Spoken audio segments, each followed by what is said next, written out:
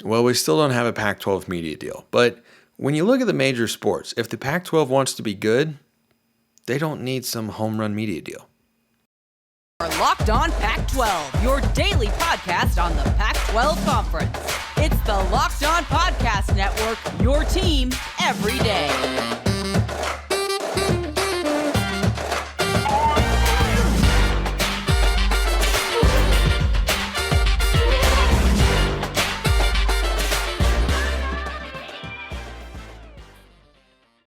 Welcome, everybody, to another episode of Locked On Pac-12. I'm your host, Spencer McLaughlin. Thank you so much for making this your first listen or your first view of the day. Part of the Locked On Podcast Network, your number one source to stay up to date with our beloved Conference of Champions. Please continue to like, comment, subscribe wherever you listen to or watch this show. 5-star reviews on Apple Podcasts, hey, those don't hurt either. So, the success of the conference is not entirely contingent. We'll just use a different word. The success of the conference individual sports teams is not entirely dependent on what comes out of this media rights deal. Now, does the conference want to get as good a deal as possible and give their schools the best chance? Yes, 100%. But the point that I want to drive home today is that the Pac-12 can be good, or as good as schools are capable of being out west. They can be as good as they want to be, independent of the media deal. Because at the end of the day, what does it take to have a successful program?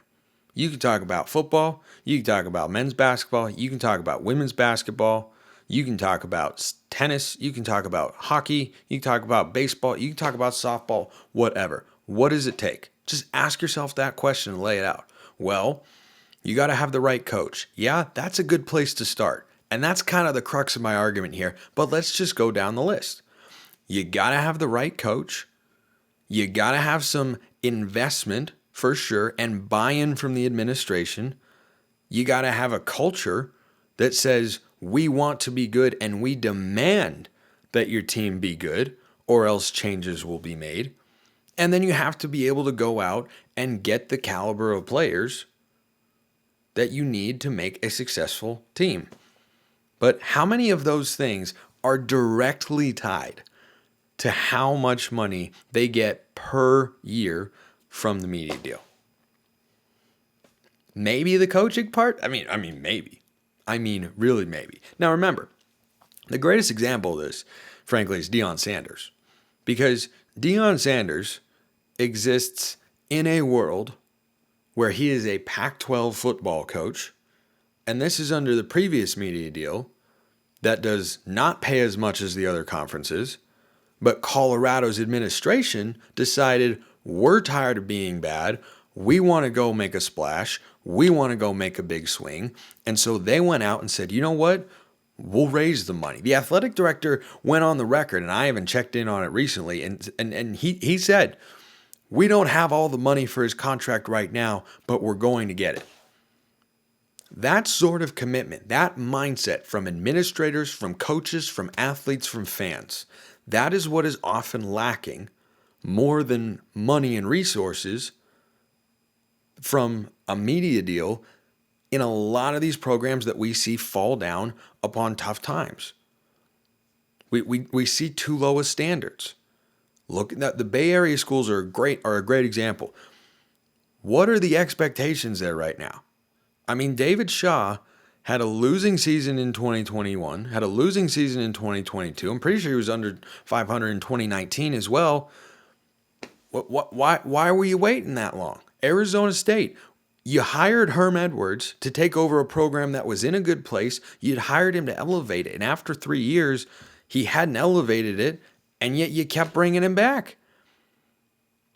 The fundamental principle that every school, that every program needs is a standard.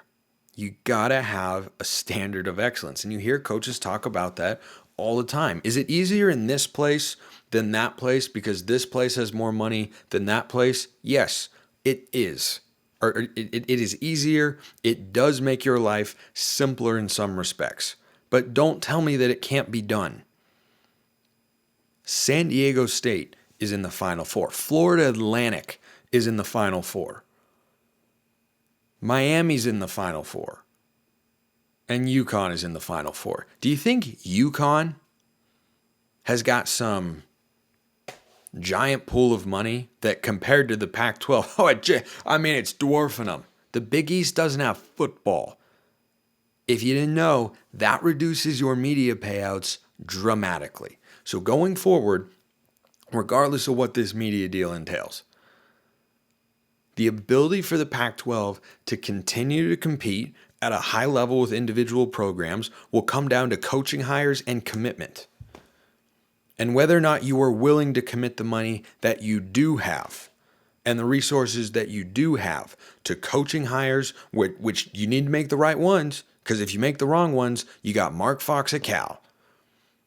Something that I'm going to touch on a little bit later because they appear to have found their head coach barring an unforeseen change of events. But the fundamental principle for the Pac-12, any school to win at a high level, when the media deal does arrive, it's not going to change. You've got to do things right top to bottom. And you've got to hire the right coaches to do that. And if those coaches don't perform within a certain time window, you make changes. And too often in the Pac-12, Jared Hass at Stanford, Mike Hopkins at Washington for basketball, Mark Fox at Cal before this season began. You just keep going across the board. You can look at it in football. You can look at it in basketball. The standards have just been set too low, and they've got to be higher going forward.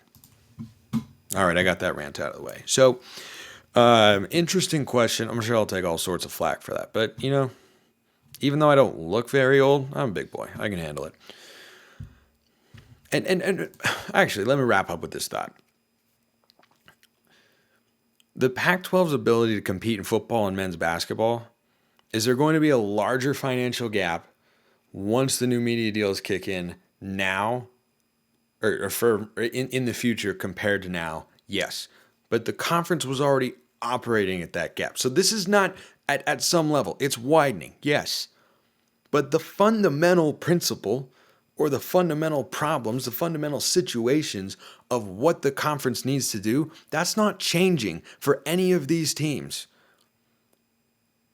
Yes, Ohio State is going to be getting several million, tens of millions of dollars a year more. Great. Okay. They were also getting tens of millions of dollars more than every Pac-12 school previously. Situation is going to remain largely, though not entirely, the same when you're talking about a football team's ability to get into the playoff and compete for a national championship or a basketball team's ability to make a run in the Final Four. Those sorts of things are not going to dramatically change. But where we get Pac-12, football, men's basketball, women's basketball, everything will likely be changing. And Apple is a very real option. And Apple might be willing, theoretically, to pony up and pay a little bit more, making them maybe more preferable than the streaming service that I've long advocated for, which is Amazon. I'll tell you why after I tell you about FanDuel, because FanDuel is America's #1 sports book. Tournaments heating up. You got to get on the action with FanDuel. I know Pac-12 teams aren't there. I mean, we have San Diego State, which is pretty close. So, but you got to get over to FanDuel there. Right now, FanDuel is giving new customers a no-sweat first bet up to $1,000. That's $1,000 back in bonus bets if your first bet doesn't win. Just go to FanDuel.com/lockedon. Sign up today to claim your no-sweat first bet. Don't miss your shot at that no-sweat first bet when you go to FanDuel.com/lockedon to sign up. Make every moment more with FanDuel. As usual, just all sorts of fired up today. And I love getting questions. I really do. And this one came in from Saints Academy, Portland. All right. Hey, I'm from Portland, man. Anytime you want to shout out the city of roses, the real city of roses, the Rose City, as they call it. You do that anytime. Rose Garden, so much better than the Moda Center. Anyway, if you want a question answered on the show, YouTube comments, Twitter at @LO_Pac-12 or at @Smalls_55, mentions and DMs wide open. Saints Academy Portland wants to know, how long did Major League Soccer take for Apple to get worked out? Oh, I get it. Okay. English is a weird language. Might be a good topic. Indeed it is. So I did some digging here. I dug and I dug and I dug and I dug.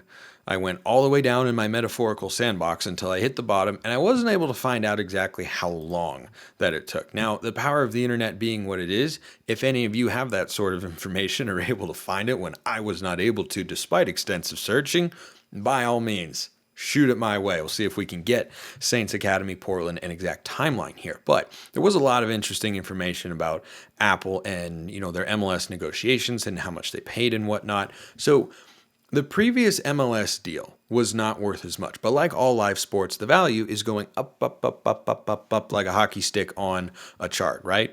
There's this Family Guy scene where Peter's being shown projections from Quagmire about a business idea, and he just shows him a straight line, and it's just going up like this. And he says, this is our expected growth. And Peter says, wow. And he doesn't really have to say anything else. And Peter's like, all right, I'm on board.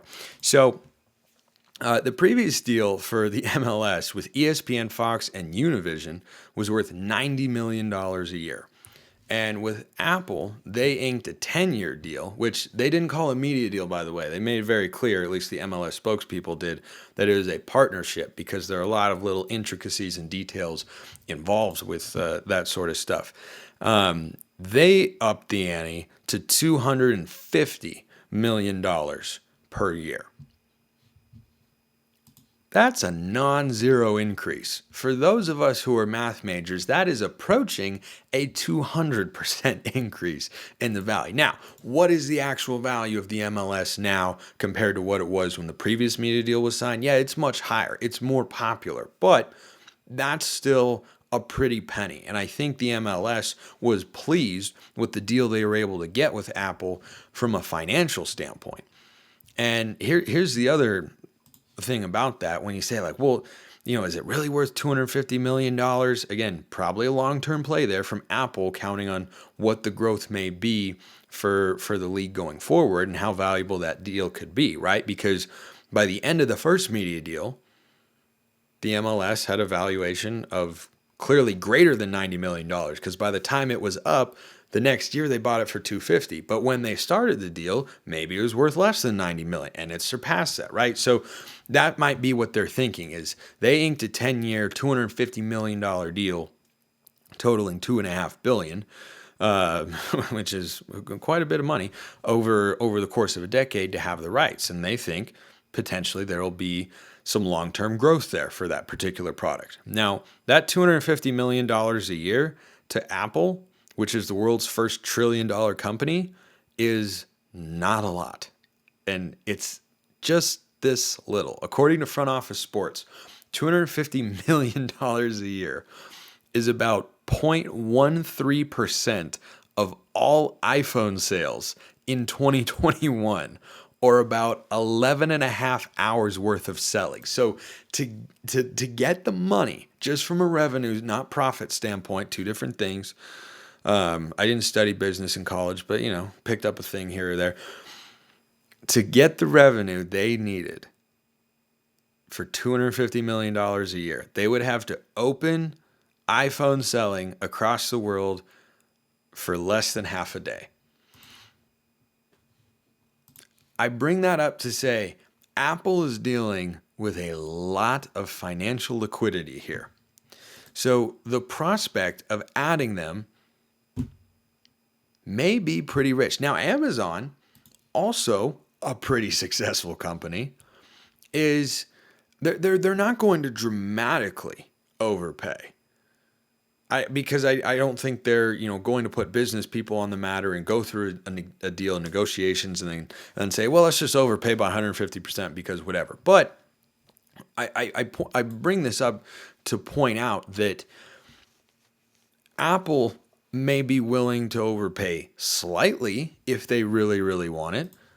If the Pac-12 only wants to go with one streamer, these companies have got the money, and that amount is so insignificant. I mean, it's significant to you and I, of course, $250 million and whatnot, but it's not to Apple as a corporation in the way that it perhaps sounds And so the prospect of having them and trying to get the most out of them financially could be a profitable endeavor for the Pac-12, and I obviously hope it will be. Now, a couple other interesting notes on that Apple deal with the MLS, should it come to be Apple as the primary or a primary streaming partner for the Pac-12 media rights.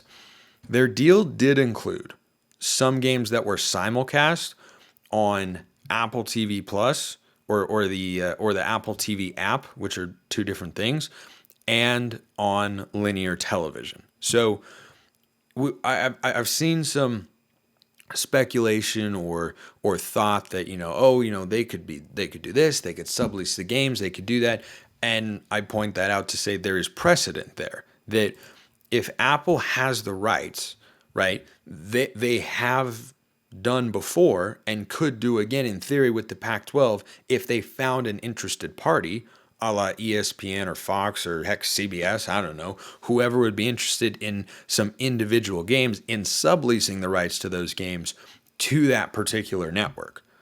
There's no guarantee that that's going to be a part of the deal, but Apple knows how to operate in that space, meaning if they were to become the rights holders for the Pac-12, they could do that. So that was something I thought quite interesting to know. Apple was also going after the NFL Sunday Ticket. I don't believe they ended up getting it.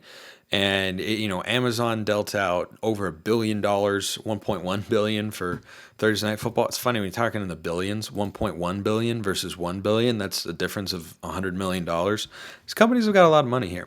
But Apple also went after the NFL Sunday Ticket, and I don't believe they ended up getting it. Someone can correct me if I'm wrong, but I don't think that's where the Sunday Ticket currently is. But to me, that represents a sort of aggression. You look at the liquidity they have and the mindset that Apple really wants to go in. I mean, they're in the MLS as the rights holder. They're into Friday Night Baseball with Major League Baseball and whatnot.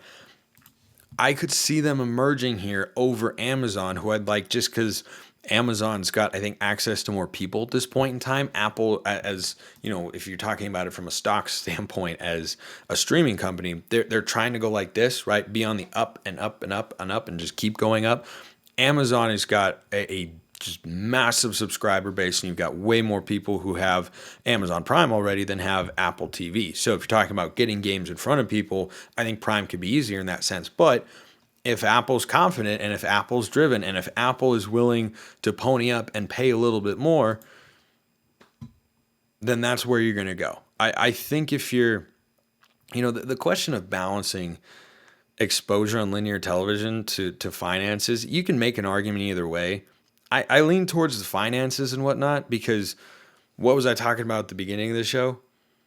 One thing that you have to do as a program is make the right hire as a coach. And it's easier to do that if you've got a little bit more money in the bank. Like that's the most impactful element that I think the media deal can have on the conference is getting schools enough money, just that extra little amount to be able to pay a coach the extra amount of dollars that he is looking for to turn down another coaching opportunity. And I think that stuff happens way less often than people would perhaps make it out to, but it's not infrequent. We saw it at Colorado with Mel Tucker, and Colorado has now changed their mind and decided, yeah, okay, we're done being bad and making mediocre hires. We're going to go for it here. And whenever Dion is no longer Colorado's head coach, I'll be most interested to see who they hire, what sort of candidates they can attract, and how much they're willing to pay said individual. But that's a topic for years down the line, and I'm sure you'll still be stuck with me here on Locked On Pac-12 at that point in time. But Saints Academy Portland, it's a great question. Gave you everything I had. Again, I don't know how long the negotiations actually took. If I had, I definitely would have told you, and if I'd heard that they took a very long time and longer than usual, that would have given me more hope right now. But as every day that passes goes by and we don't have a media deal, I do start to think a little bit more like, boy, either how complicated is this thing or how bad is the deal going to be financially? Those are the two things. I lean a kind of 50-50 on both, but at this point in time, anybody's guess is as good as mine. All right, let's talk about Pac-12 basketball here to end today's show. The Final Four is this Saturday, and the Pac-12 is not directly going to be a part of it. It could indirectly with San Diego State, of course, but we talked about that on yesterday's show. Cal's men's basketball program, or the men's basketball program of Cal, if you prefer. Again, English, terrible language. I'm not a fan. The UC Santa Barbara coach turned him down, opted to stay with the Gauchos, but Mark Madsen is now reportedly going to be Cal's next men's basketball coach. Now, he is a Stanford grad, and I suspect, though I cannot confirm, he was looking for the Stanford job, but it didn't come open. Cal's did. Bay Area, it's where he's from. Coaching salary increase. Now, Cal is it's maybe the worst job in the Pac-12 right now for men's basketball. I think it's worse than Washington State. I mean, the reputation is terrible. They don't have their own practice facility. And this goes back to the commitment thing I was talking about earlier. Yes, programs with more money have practice facilities, but there are programs with equal or less amount of money that have their own practice facilities. Like, that is a commitment thing.